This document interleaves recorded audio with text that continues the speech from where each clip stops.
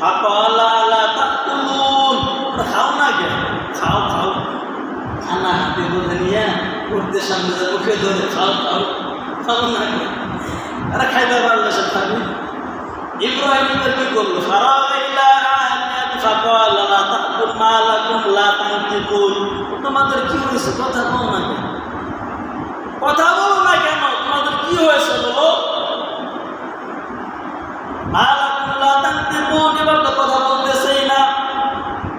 ফারাগা আলাইহিম দরবান বিল ইয়ামিন, এমন দানা ইব্রাহিম রাত ভাইয়া তার একটা লাঠি নিয়া অলয়েছে কুড়ালটা হাতে নিয়া একটু একটু ডান পাশ থেকে ছোট থেকে ছোট করে মূর্তিগুলো বাঁধতে বাঁধতে বাম দিক থেকে বাঁধতে বাঁধতে সবগুলো ভেঙে ফেললেন। আর পর যে মূর্তিটা ছিল এর হাতের ভিতরে কুড়ালটা ধরায় রাখলেন, ভেঙে সে করলেন। এবার হিন্দু যারা ছিল ইব্রাহিমের কৌমেরা সহস্রাবী স্কুল থেকে এসে সর্বতম তাদের বড় মন্দিরের ভিতরে ঢুকল। বড় মন্দিরের ভিতরে ঢুকে থেকে সর্বনাশ, আমাদের সব মূর্তিগুলোকে ভাঙছে, আমাদের মাবুদদেরকে কে ভাঙছে, আমাদের খোদাদেরকে কে ভাঙছে। সবাই মাথা হেট হয়ে গেল। নাউজুবিল্লাহ বলেন, মূর্তি কোনোদিন মাবুদ হতে পারে না, খোদা হতে পারে না। এবার দেখার পরে একজনে বলল এটা নিশ্চয়ই ইব্রাহিমের কাজ। ইব্রাহিম ছাড়া আর কেউ বলে না। বলে ডাকো, তাকে আমাদের কাছে নিয়ে আসো। নিয়ে আসার পর জিজ্ঞাসা বলে অবস্থা কেমন করে হলো?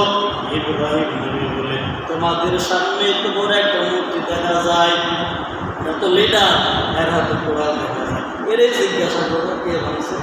আমার জিজ্ঞাসা দেখছেন এবার সবাই হয়তো বলে মূর্তির কথা বলতে পারে, দেখেন কিন্তু খণ্ডন করতেছে। বলে তার জিজ্ঞাও বলে তার কৌমের সবাই বলতে মূর্তি কথা বলতে পারে না। বলে সে তার হাতে কোড়াল সেই ভাঙছে।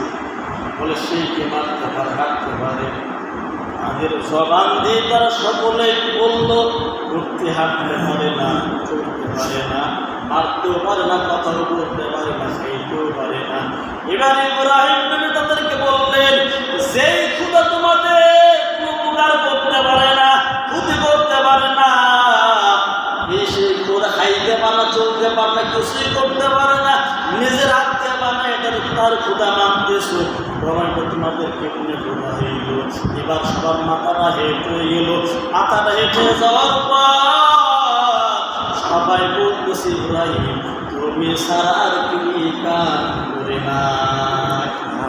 ওদের গুমর ফাঁস করে দিল ইব্রাহিম সব আয়াতের তরজমা তাফসীর। এবার হিন্দুদের সব গুমর ফাঁস হয়ে গেল। বর্তমান তো তাই হিন্দু মূর্তি কিছু করতে পারে, ভালো করতে পারে না, মন্দ করতে পারে না। এবার সবাই মিলে পরামর্শ করলো ইব্রাহিমকে শাস্তি দেওয়া লাগবে। বলে নমরুদের কাছে গিয়ে হাজির হইল। ইব্রাহিম নবীকে নমরুদের কাছে নিয়ে গিয়ে হাজির হইল।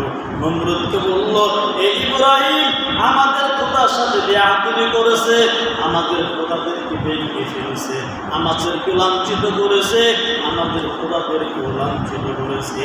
এবার ইব্রাহিম নবীকে তারা ধরে ফেলছে। বলতেছে ইব্রাহিম নবী নমরুদকে বলল, এক আল্লাহ ছাড়া কেউ না, আল্লাহ সব কিছু, আল্লাহ পাক আমাদের রব, আল্লাহ আমাদের সব। নমরুদ বলতেছে আল্লাহর কিছু গুণাগুণ বলে শোনাও।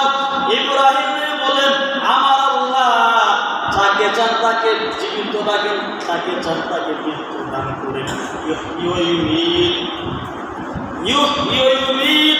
আল্লাহ যাকে চান তাকে জীবিত রাখেন, আর যাকে চান তাকে মৃত্যু দেয়া দেন।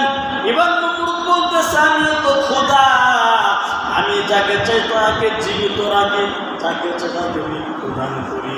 নমরুদ এবার মার্ডার করলো। বলে কারাগার থেকে 2 জন আসামিকে ধরে নিয়ে আসো। একজনকে জায়গায় হত্যা করে ফেললো, আরেকজনকে মুক্তি দিয়ে দিল। দেখছেন কত বড় ব্যাপার।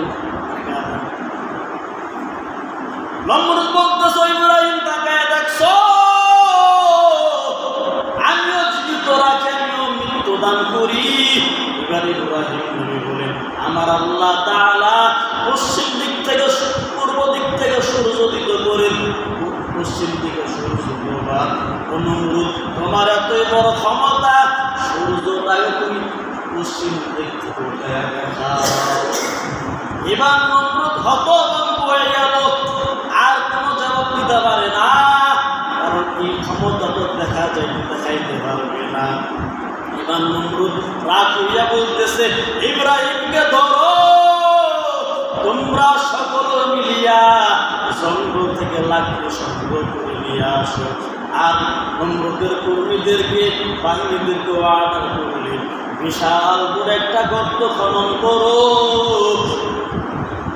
বিশাল বড় গর্ত খননের কাজ চলতেছে। বলা হইল 3 বছর লাগাতার গর্ত খনন করা হয়েছে, কাজ সংগ্রহ করা হয়েছে। সংগ্রহ করিয়া অনেকে যারা